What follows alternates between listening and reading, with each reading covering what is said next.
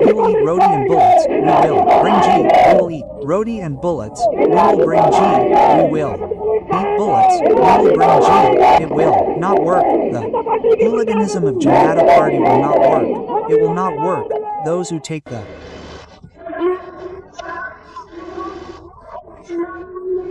name of religion or community or language or caste for political gain do not want the welfare of the country.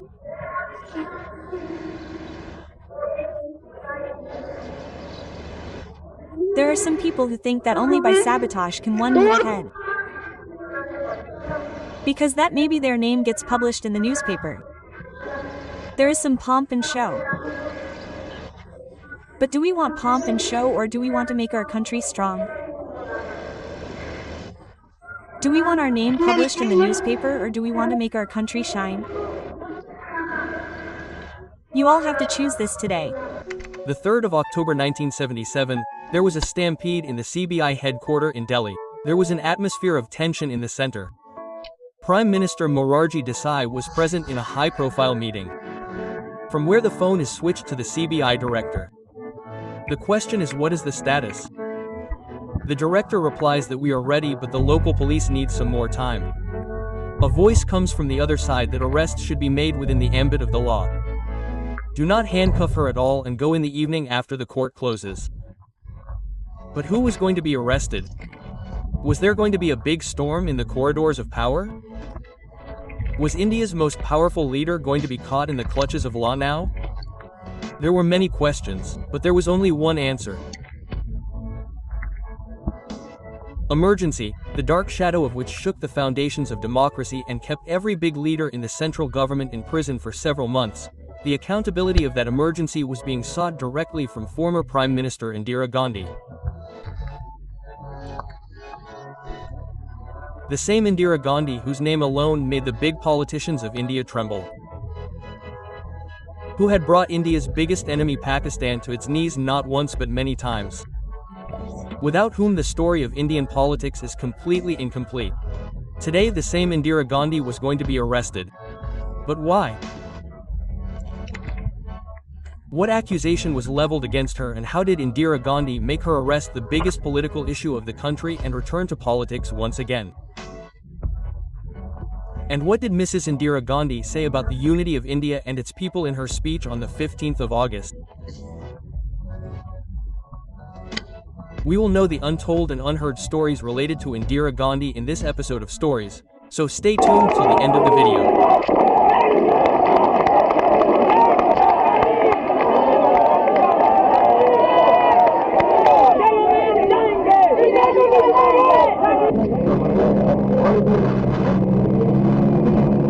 Jayenge Singh Hayu Sharan Singh Hayen Chalegi Nahi Chalegi Janta.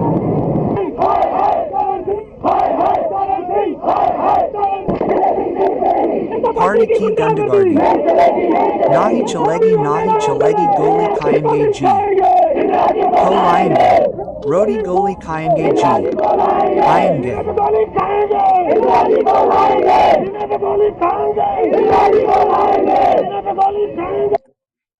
Friends, emergency is that dark chapter of Indian politics which is criticized even today.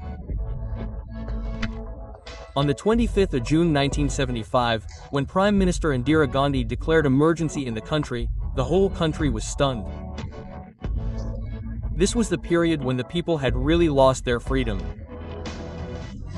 Brothers and sisters, the president has declared emergency. There is no reason to be terrified by this. All of you are aware of the deep and widespread conspiracy which has been hatched since the time I started taking some progressive measures for the benefit of the common people of India. When Indira Gandhi raised slogans of Garibi Hatao and returned to power with a huge majority. This was the same period when Bangladesh emerged on the world map. The story begins with the general elections in the year 1971. Indira Gandhi was called by names like Ma Durga and Iron Lady. But after some time the situation changed. The demands of the opposition were increasing in front of the government, and India was also losing its grip in foreign politics. Due to which Indira Gandhi was very upset, and on the 25th of June 1975, she took a decision which was no less than any shock treatment for India. This was the decision to impose emergency in the country. In this emergency that lasted for 21 months, the government wreaked havoc on millions of people. Thousands of people's houses were demolished. 62 lakh people were forcibly sterilized, and the big leaders of the opposition were put behind bars for months. People were so angry with Indira Gandhi that when elections were held again after the emergency was lifted in 1977, Indira Gandhi lost the election from her stronghold Rai Bareli. At the same time, her Congress also lost power, and for the first time the country got a non-Congress Janata Party government and her Prime Minister was formed. The number of Congress members in the parliament had come down from 352 to 153. Congress did not get a single seat in 5 states like Uttar Pradesh, Bihar, Haryana, Delhi and Punjab. After which Indira Gandhi left politics for some time. But it was the Bharatiya Janata Party government that brought her back to power. But how? Let's find out. As soon as the Janata Party government was formed in 1977, most of the leaders wanted that just like they spent months in jail during the emergency, Indira Gandhi should also go to jail and experience that atmosphere. But sending her behind bars was not at all easy. The government accused her of corruption and formed the Shah Commission for investigation, who filed many cases against Indira Gandhi. But the strongest case was the Jeep scam. Actually, during the election campaign in Rai Bareli, 100 Jeeps were purchased for Indira Gandhi's rally, whose price was 40 lakh rupees according to that time, and Health Minister Raj Narayan accused Indira Gandhi and said that she had bought these Jeeps not with the money of Congress but with the money of the government and industrialists. At that time George Fernandez, Atal Bihari Vajpayee and Lal Krishna Advani, all three were in favor of Indira Gandhi's arrest. However, Prime Minister Morarji Desai did not want a single mistake in this arrest. Home Minister Chaudhry Charan Singh himself saw the files of many police officers for the arrest and chose CBI Superintendent of Police N.K. Singh and ordered him that the arrest should be done on the evening of October 3rd so that Indira Gandhi spends at least one night behind bars. Because if the arrest had happened during the day, Indira Gandhi's lawyers would have got her bail. And it was also asked to keep it a top secret till the time of arrest. Now let's come back to the beginning of the story. So on October 3rd, at 4:45 in the evening, CBI reaches Indira Gandhi's house. At that time Sanjay and Maneka were playing badminton. Sanjay asked her what is the work. Then N.K. Singh said that we have come to arrest Mrs. Indira Gandhi under Section 52 of the Anti-Corruption Act. Here they reached the waiting area of the house. There Sanjay ran outside. Yes, to call his army of lawyers. N.K. Singh was told that Indira Gandhi is busy in meetings. You wait, and he kept waiting for more than 1 hour to meet Indira Gandhi. After a long time, N.K. Singh started getting angry. He said that if he is not allowed to meet Indira Gandhi within 15 minutes, then a big decision will be taken. After this the former PM came out. N.K. Singh read out the arrest warrant to her. Then she said, "Where are the handcuffs? I will not go anywhere without handcuffs." The police explained to her a lot that we cannot handcuff you. Meanwhile Indira Gandhi's lawyers reached there and surrounded N.K. Singh and asked for a copy of the FIR, but N.K. Singh did not give them the copy. The debate about handcuffs continued till about 7:30 p.m. By now, a crowd of Congress supporters had gathered outside Indira Gandhi's house. Indira Gandhi planned to turn her arrest into an opportunity. She came out of her bedroom 3 times but went back inside because the slogans were still not loud enough. Finally, at 8 o'clock, Indira Gandhi came out and sat in the police van. After some time, she stood up from the same van and the slogans became so loud as if it was a rally for her election in Rai Bareli. She addressed the crowd and the media and turned her entire arrest into a political opportunity, and at around 8:30, when Indira Gandhi was being brought after being arrested, some congressmen lay down in front of the vehicle, but as soon as the police increased the speed, they got up from there.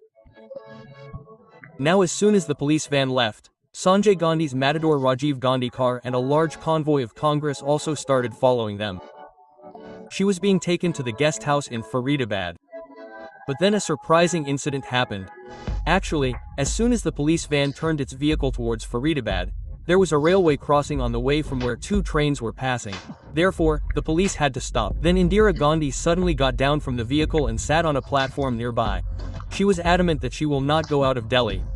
Meanwhile, Indira Gandhi's lawyers who were coming from behind also surrounded the police and said that you cannot take Indira Gandhi to another state, i.e. Haryana, without the court's order.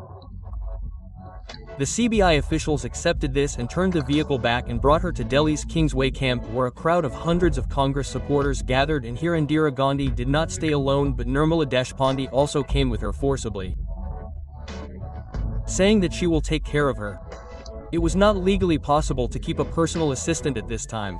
It was a violation, but Indira Gandhi was a former prime minister and arresting her was a big thing. The next day, on the morning of the 4th of October, Indira Gandhi was taken to the magistrate court. By then, the news of her arrest had spread all over the country and thousands of Congress supporters gathered there.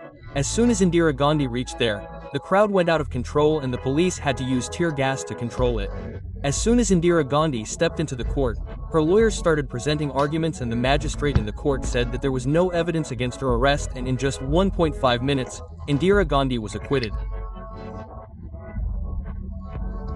Similarly, Indira Gandhi was released within 17 hours of her arrest, and she made a comeback in politics by giving her speech while standing outside the court, because after this incident, a wave of Indira Gandhi's supporters started rising, which became so strong by 1980 that once again Indira Gandhi made Congress win the elections and formed her government with a majority.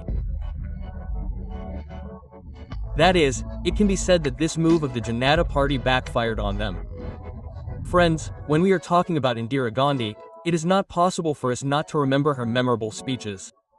And after the Pahalgam massacre, when a situation of war has arisen between India and Pakistan and the spark of religious conflict is about to ignite in India, some of their speeches on the country and unity are much discussed. For example, Mrs. Indira Gandhi had said this about India from the Red Fort on the 15th of August. India is not a country that will live for 5 years, 10 years or 100 years. It has lived for thousands of years and will live for thousands more years.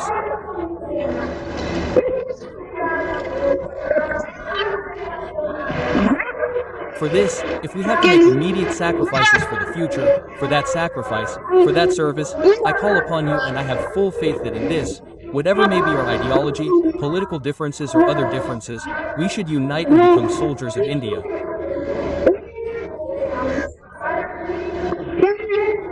We do not wear uniforms. We respect those who wear uniforms and we are proud of them. But we are no less soldiers than them in the fight to take India forward. So again, my prayer is that we should be united. We should be strong.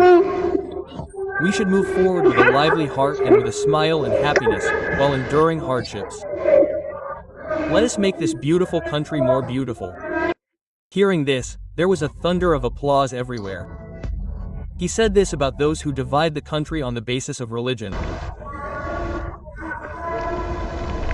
Knowingly or unknowingly, there are some people, some such sections who hurt the society in the name of caste. They hurt religion in the name of religion. They hurt the country in the name of provincialism. This is our weakness. Whereas these were his thoughts about national unity. We have to strengthen the ancient values of India today. We are Indian citizens and none of us should ever do that work. Never say those words. Never even think about that which can bow down the head of Mother India. He also asked the countrymen not to do such a thing that can bow down the head of Mother India. So that's all for today. How did you like the untold, unheard story of Prime Minister Indira Gandhi's arrest and her speech? Tell us in the comments. Hope you liked this video, and if yes, then support us by liking and sharing it, and to keep listening to such interesting stories, subscribe to our channel and definitely ring the bell nearby. Hail India!